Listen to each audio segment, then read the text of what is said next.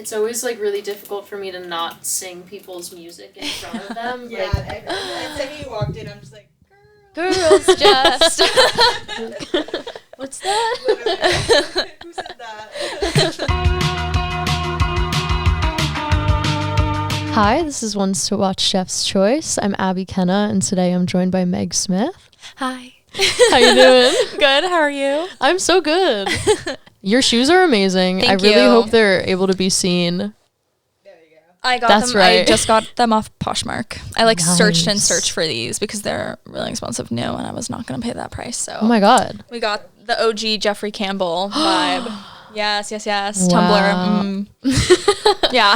I was literally just telling Giselle I loved your 2015 Tumblr core makeup Oh my God, thank video. you so much. Thank you. I was like, do people know what I'm talking about? It was such a specific experience for high school for me. The ones who get it. The ones who get it, get it. Yeah. The One Direction Imagines, Hunger Games edits. I was that there. Okay. I was there. The It was Hunger Games rare. I was edits? there. That Yeah. is so real. Josh Hutcherson Imagines. Yeah, I was there. Did you have your hair in a side braid for middle Oh school? my God, who didn't? I have a picture of me first day before 7th grade in my school uniform with the side braid in front of the school bus. Yes.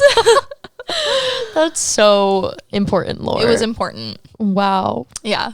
Well, we're super excited that you're here. Thanks for having me. Yeah, we're going to get into a 3-course meal of your music. Mm-hmm. And to start, I would love to know, if listeners had never heard your music before, what is the appetizer to Meg Smith? Ooh, probably Jesus Christ in a miniskirt. Very important image right there. So important. I could be a femme fatale or damsel devotee. Lose myself if you are. I could be Jesus Christ in a miniskirt and you'd still want her. I wanna kill your dad. I feel like that, once I released that song, I was like, oh, okay. It kind of all just made sense what I was doing. And I feel put me on the right track to be making what I'm making now. Yeah. Yeah. Well, tell me about how that happens. How did we land on this, crazy image and Yes. story?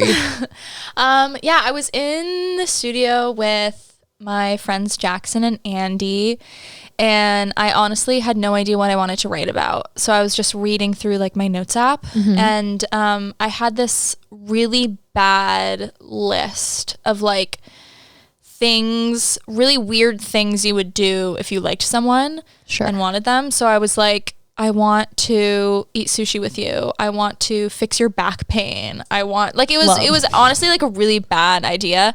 But I was like, guys, I have nothing. Is there anything in here? And one of the things I had on the list was I want to kill your dad. Uh-huh. Yes. And so we were like, okay, maybe there's something there. It's kind of funny to sing that in a pop song.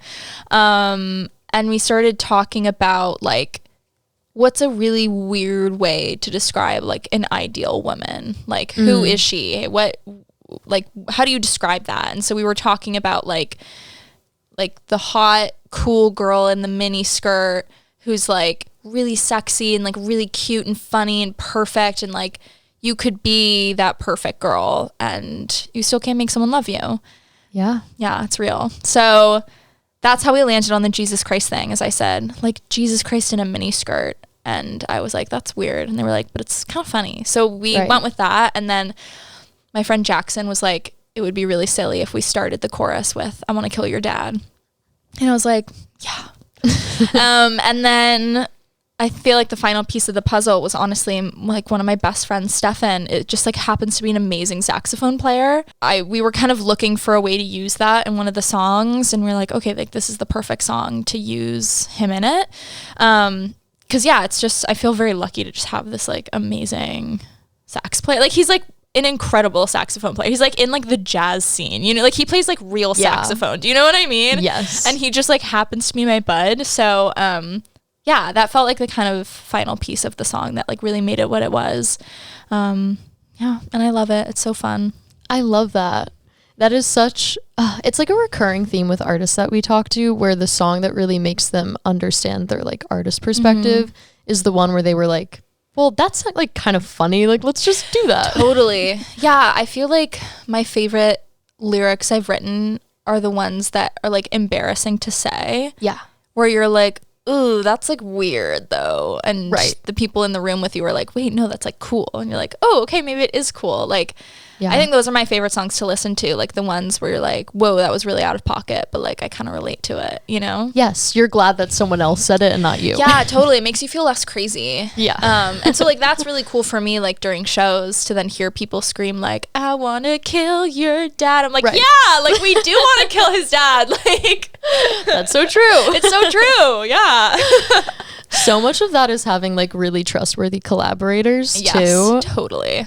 Do you often write with the same people? Yeah, I feel like I work with new people every once in a while. Like we were just talking about Lydia Knight. I started working with this amazing producer and writer, Alexis, who worked with Lydia on that album. Yeah. And her and I were working in New York and like we just like clicked. She's amazing.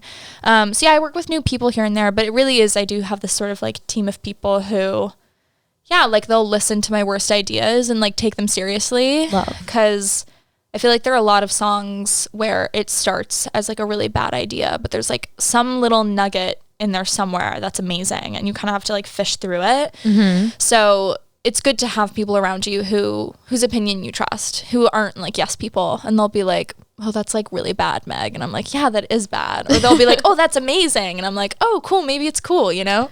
Yeah. You value their opinion because you know they're not like bullshitting you. Totally. Yeah. Love that.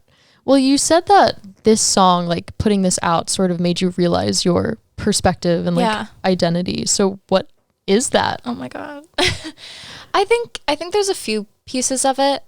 I think one was, I feel like for a long time making music, I started making music and releasing songs when I was like 15. Most of it is like scrubbed from the internet now, thank God. But I spent like, I feel like close to 10 years just kind of trying to mimic my heroes. And I think that's a really important part of the process. But when you really become like a full individual artist, I think is when you take all those bits from the artists you love and then turn them into something new. And that's kind of where I felt like it happened, was with Jesus, where I was like, okay, it's like I have the sax solo that feels like very 1975, which I love. But like the sort of like vulnerable verses in the lyrics, in the vulnerable lyrics in the verses, like feel like how I love like Taylor Swift's writing. But then like saying I want to kill your dad, I was like, that's just like me. Like that's how I would like joke with my friends, you know? Totally. So I think that's part of it, is like taking those pieces of the people I love. And yeah, I think having something I am really proud of is when I have lyrics that make people go, wait, what did she say? That is really cool to me. Like, even if they hate it and they're like, that's really weird, I'm like, that to me is still a win. Yeah. Like, my worst fear is someone is like, cute song. Right. And I'm like, no, like, you either need to like love it or like think I'm so weird, you know? Like, that's what I want. And then I think the final piece of it for me too was after I wrote Jesus was when I started like wearing little crosses and like being like, okay, like, can I play with this imagery a bit? 'Cause like I grew up Christian and Methodist, so I was like, I know all this like imagery and like, for lack of a better word, like lore. Sure. So I was like, I can like play with that a little bit. And then when I was opening up for Baby Queen on tour, I love her so much. It's crazy. I wore like the wings and the halo for the first time, like during our last show in Chicago.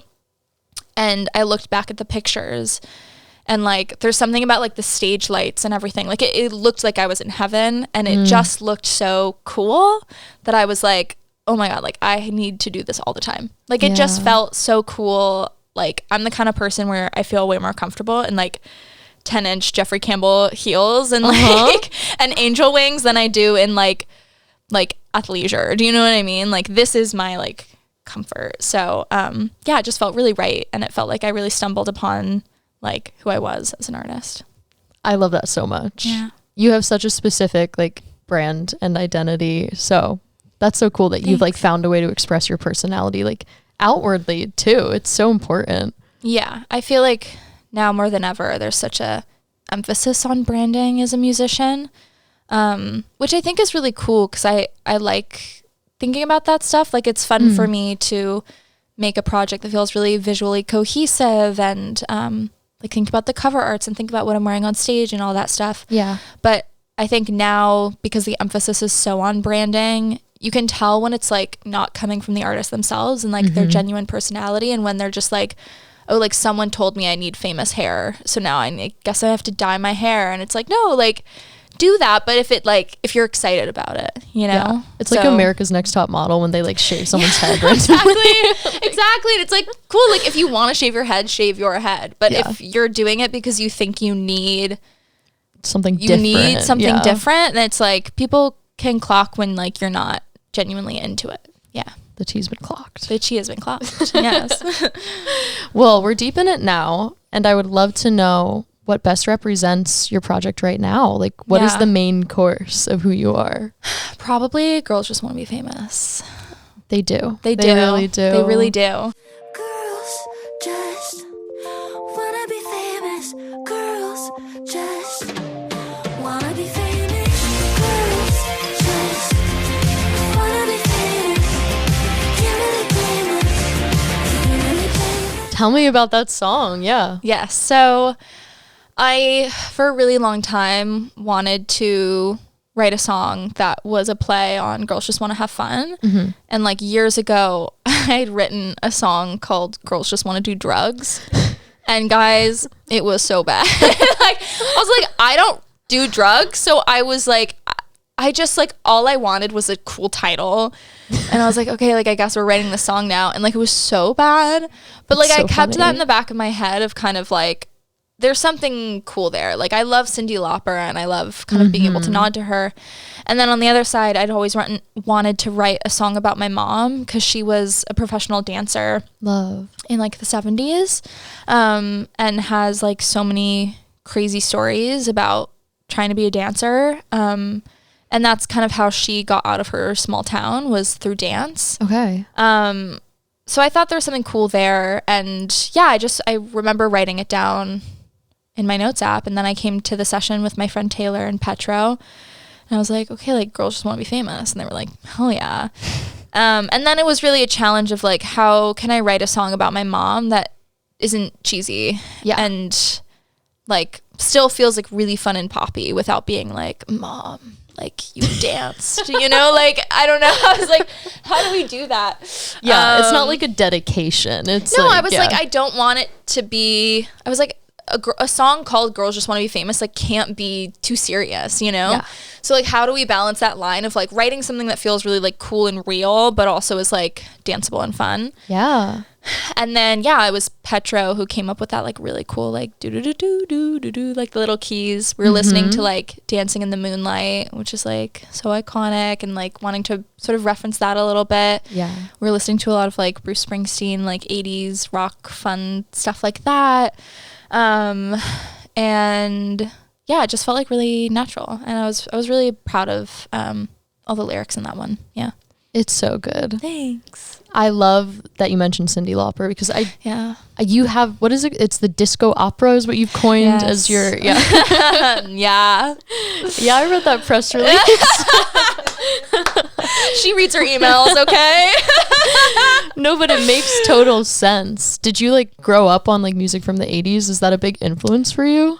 It's funny. I think it was honestly mostly like a lot of 70s and then also a lot of musical theater, because my mom was a dancer and like she did a lot of dancing like in like community like theater productions. Okay.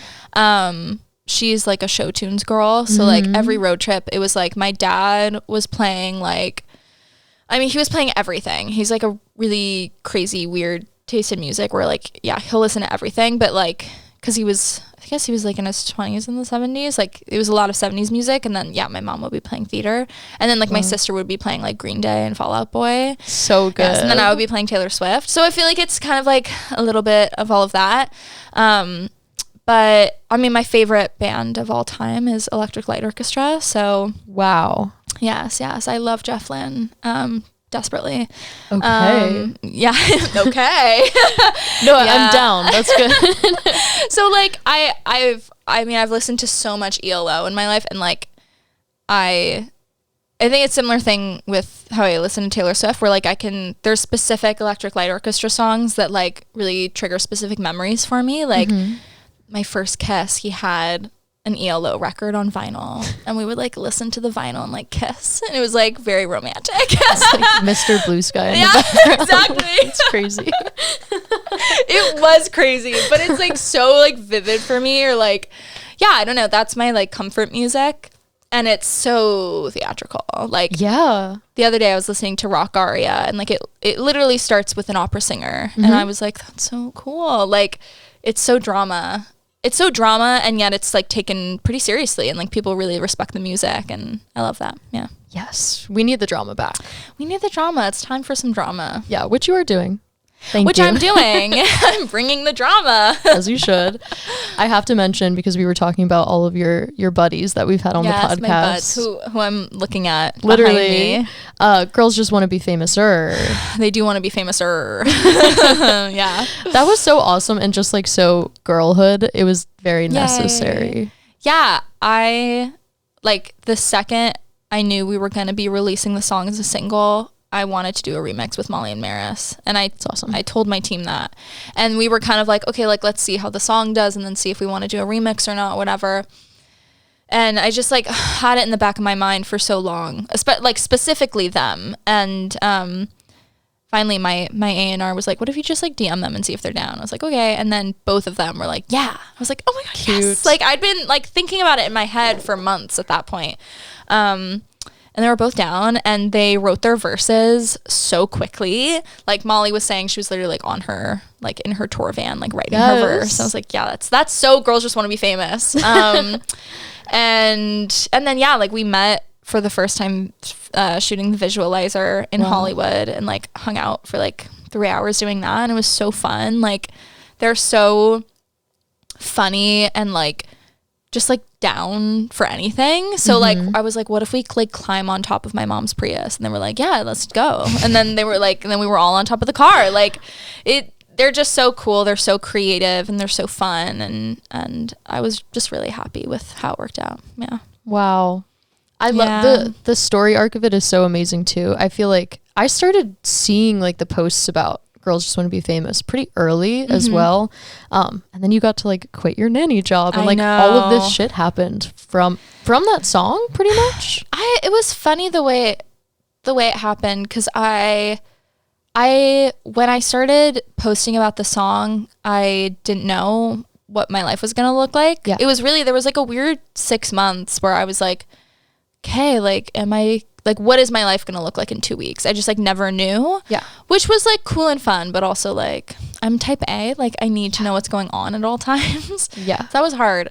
But yeah, so I just started like putting it out there, and I thought for a while I was gonna be releasing it independently.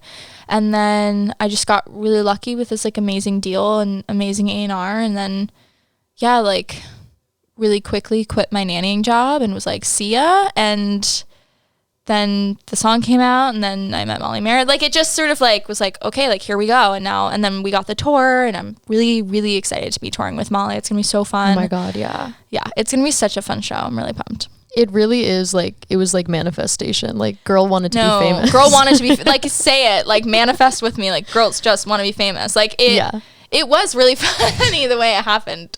But yeah, I'm so pumped. It's gonna be fun. Well, as we're moving into our third course, I mean, at this point, Miss Album will be... Miss Album. She'll have been announced. So I would love to know whether or not it's a song off the album. I would love to know a little bit about it and what we can look forward to. Yeah, it is... I'm so proud of it. This is the first time I was able to make a body of work where I wasn't working full-time as a nanny. Yeah. So I was able to like give it so much care and love and like tweak things and rework things, and I'd never been able to do that before. And it really started when I started slowly writing songs. I mean, I had Girls Just Want to Be Famous and I had Dive Bar Opera. Those were like the first two. And I went into a session with my friend Taylor and Ari, who's Lauv, and we were literally talking about like the political climate, and I was like, I'm a pop songwriter, and like I don't really know how to write very sort of like serious, deep, like sort of like political music. That's just not really who I am as an artist. But like, I'm also, this is everything that I'm feeling. Like it is like a really weird time to be promoting yourself online, to be just like a person, and especially a person who's like, I don't know, just like a pop singer wearing sparkles every night and like just trying to have fun. And then there's like this really stressful like undercurrent right now. So we wrote a song called Dystopia that was about the election. I was in like this like queer punk bar in Orlando. And me and my band were like taking shots and playing Never Have I Ever to like distract ourselves from the election results. Yeah. And I was like, can we write a song about that? Like this idea of like, how do you continue to move forward when like, am I allowed to curse? Yeah. Everything's fucked, for lack of a better word. Yeah. And I wanted to write about that. I think like in moments of crisis, I want to just like be with my friends and dance. So that really like set the tone, I think, for the rest of the project. It's a lot about Girls Just Want to Be Famous. It's a lot about like having fun and dive bar opera and like being like taking up a lot of space and being very dramatic and being a little bit like silly and satirical. But there is like this kind of undercurrent of, I care a lot about politics. I care a lot about this country and like the world around us. And so how can I make really fun, dancey pop songs that also you can feel like who I am and how I'm feeling about this current moment. So it's like really fun. And then it's also like, you can hear the stress in the songs. So it was like a fun, like it was like a fun line to kind of play with of like, how do I make this feel like me? And like touch on all the different parts of myself. It's fun, but aware. It's fun, but aware. We know what's happening. Yeah, exactly. That's so exciting. Yeah, I'm excited. Wow, I can't wait to hear it. Thanks. For our third course, I would love to hear what your like personal favorite is right now of your music. What's our cherry on top? Right now, I think a song that really like represents the project is called Carlos Get in the Car. Okay, Carlos. My best friend in New York is named Carlos. They're an amazing artist. And I wanted to write a song about like running away with your best friend, like Thelma and Louise style. So I sat down with my friend Taylor and then Alexis, who I was talking about earlier, who worked on the Lydia Knight album. And I was like, yeah, like what if we write this song where I'm like, Carlos, get in the car, we're fucking off, and just driving away. Yeah. And they were like, cool. And it's so dramatic. It's so intense. It's so ridiculous. And I think it just encapsulates like what this whole new era is for me. Like it's really silly. It's really fun. It has a lot of like ABBA elements, a lot of like 80s influence as well. But also, yeah, you can like feel the stress underneath of like you're running away, you know? And it's so fun. And I love that song so much. Yeah. Wow. That title immediately, I was like, that would be the first thing I clicked on. Yes. I know. It's so funny. We're planning the music video now, and like Carlos is flying to LA to be in the music video. It's like very cool.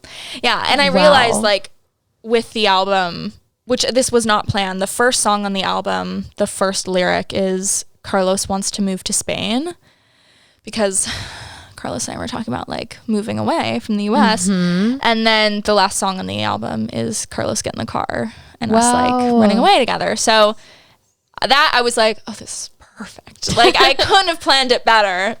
So I'm really pumped about it. Wow, I'm literally like picturing me and my best friend, and we're like, yeah, it is like it is a song that you can scream. That is for sure. Yeah, I'm pumped. This is so exciting. Yeah. Well, I have 3 final questions for you. Yes. In the world of the album, I would love to know if your music were a candle, what would she smell like? Oh my God. What would she smell like? Ooh. I don't know if this is just because these are the smells that I like. Okay.